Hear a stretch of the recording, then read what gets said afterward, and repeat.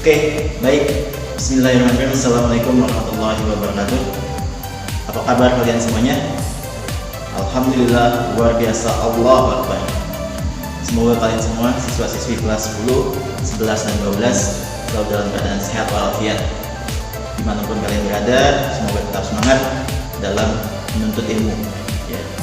Ya, sebagaimana kalian ketahui semuanya, bahwasanya di negeri kita ini, di negeri Indonesia, wabah pandemi COVID-19 masih tetap ada, belum hilang dari negeri ini. Oleh karena itu, Kementerian Pendidikan Republik Indonesia menetapkan bahwasanya kegiatan belajar mengajar untuk tahun ajaran 2020-2021 itu tetap diadakan walaupun konsepnya berbeda dari yang sebelum-sebelumnya.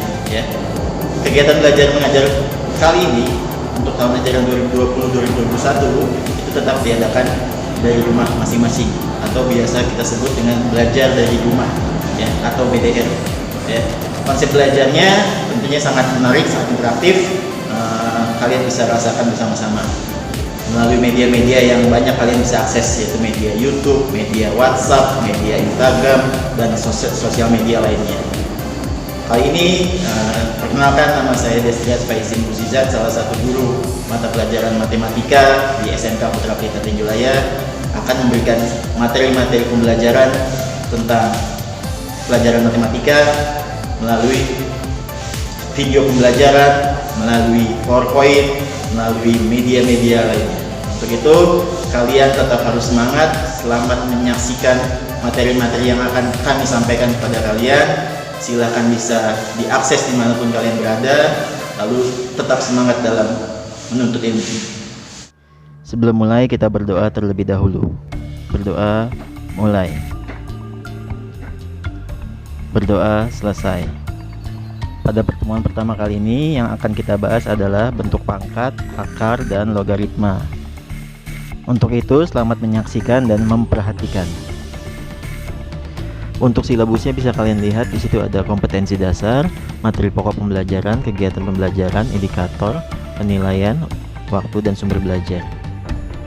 Pada bab pertama akan kita bahas tentang apa itu bentuk pangkat, apa itu akar, dan apa itu logaritma. Marilah kita saksikan berikutnya. Kompetensi inti atau standar kompetensinya adalah menggunakan operasi dan sifat serta manipulasi aljabar dalam pemecahan masalah yang berkaitan dengan bentuk pangkat. Sedangkan kompetensi dasarnya menggunakan sifat-sifat dan aturan tentang pangkat dan akar dalam pemecahan masalah, lalu melakukan manipulasi aljabar dalam perhitungan teknis yang berkaitan dengan pangkat dan akar. Untuk indikator yang ingin dicapai, yaitu siswa dapat mengubah bentuk pangkat negatif ke pangkat positif atau sebaliknya, lalu mengubah bentuk akar ke bentuk pangkat atau sebaliknya, lalu melakukan operasi aljabar atas bentuk pangkat dan akar, lalu menyederhanakan bentuk aljabar yang memuat pangkat rasional, lalu merasionalkan bentuk akar, yang terakhir membuktikan sifat-sifat sederhana tentang bentuk pangkat dan bentuk akar. Yang pertama adalah pangkat bulat positif, di mana pengertiannya adalah untuk nilai A adalah bilangan real dan N adalah bulat positif, maka A pangkat N itu dibacanya adalah A pangkat N sama dengan A dikali A dikali A dikali A sebanyak N faktor, di mana A-nya itu disebut sebagai bilangan pokok atau basis dan N-nya disebut bilangan pangkat atau eksponen. Sebagai contoh, nyatakan perkalian berikut dengan pangkat. Yang A 4 dikali 4 dikali 4 dikali 4 dikali 4 dikali 4 sebanyak 7 kali, maka disebut sama dengan 4 pangkat 7. Yang B F dikali F dikali F sebanyak 16 kali, maka sama dengan F pangkat 16. Untuk contoh nomor 2, tulislah bilangan-bilangan berikut sebagai bilangan berpangkat.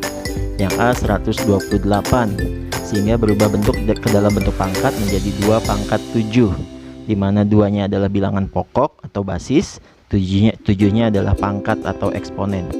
Yang B 243, maka berubah menjadi 3 pangkat 5. 3-nya bilangan pokok atau basis, 5-nya adalah pangkat atau eksponen. Selanjutnya kita masuk ke sifat-sifat bilangan berpangkat. Sifat-sifat bilangan berpangkat ini harus kalian hafalkan dan harus kalian pahami. Sifat pertama adalah A pangkat M dikali A pangkat N, maka sama dengan A pangkat M tambah N. Pangkatnya tinggal dijumlahkan saja dengan catatan basisnya harus sama. Di situ basisnya sama-sama A.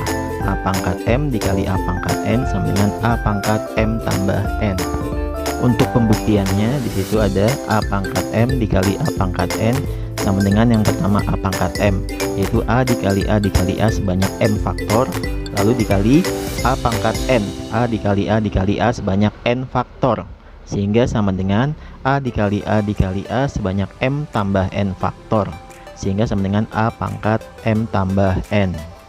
Untuk contoh di situ ada 3 pangkat 2 dikali 3 pangkat 4 sehingga sama dengan 3 pangkat 2 ditambah 4 sehingga sama dengan 3 pangkat 6. Pangkatnya tinggal dijumlahkan saja, basisnya sudah sama-sama 3. Lalu sifat berikutnya sama dengan cara-cara yang di atas. Yang kedua adalah A pangkat M dibagi A pangkat N sama dengan A pangkat M dikurang N. Kalau pembagian pangkatnya dikurang, kalau perkalian pangkatnya ditambah, dengan catatan basisnya sama. Sifat ketiga adalah dalam kurung A pangkat M tutup kurung pangkat N, sehingga sama dengan A pangkat M dikali N.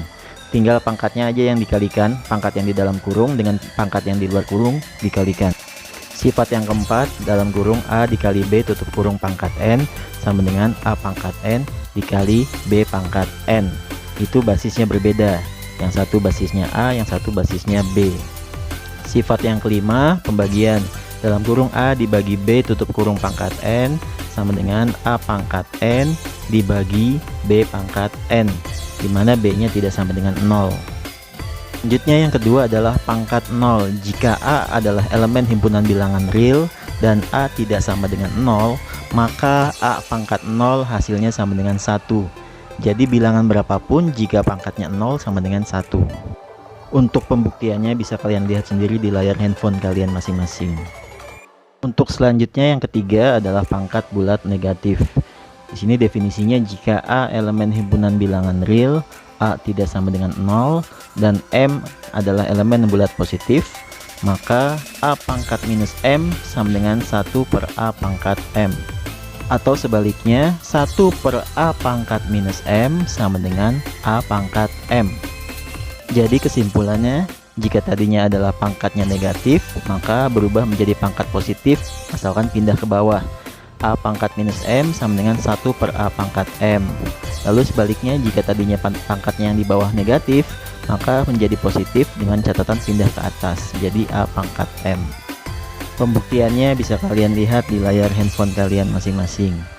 Sebagai contoh yang pertama, nyatakanlah ke dalam bentuk pangkat bulat positif.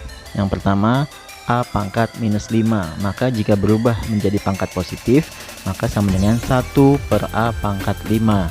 Lalu yang kedua, 3 dikali K pangkat minus 7, maka berubah menjadi sama dengan 3 per K pangkat 7. Contoh yang kedua adalah kebalikannya, nyatakan dalam bentuk pangkat bulat positif. Nomor 3, 1 per A pangkat 2, sehingga berubah menjadi pangkat negatif sama dengan A pangkat minus 2.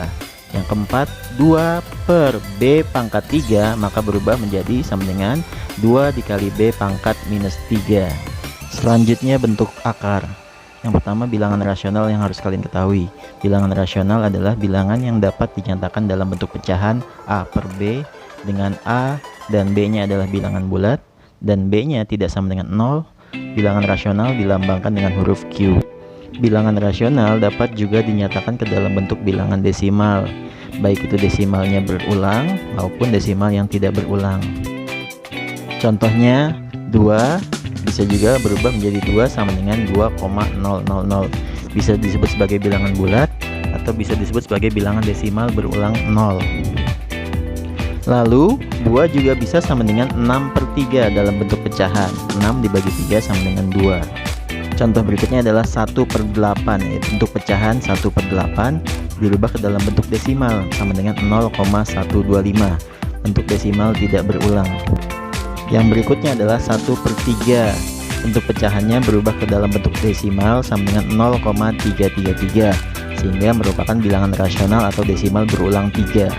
Selanjutnya untuk bentuk akar, identifikasikan manakah bilangan-bilangan di bawah ini yang merupakan bilangan rasional dan irasional atau bentuk akar. Silakan dicatat nomor 1 sampai 12-nya.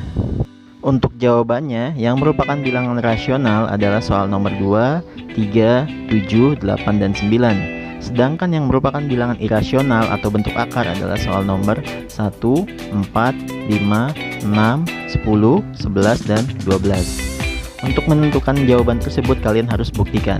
Tugasnya adalah kalian harus membuktikan jawaban tersebut. Setelah dibuktikan oleh kalian, maka kalian akan tahu apa itu bilangan rasional, apa itu bilangan irasional.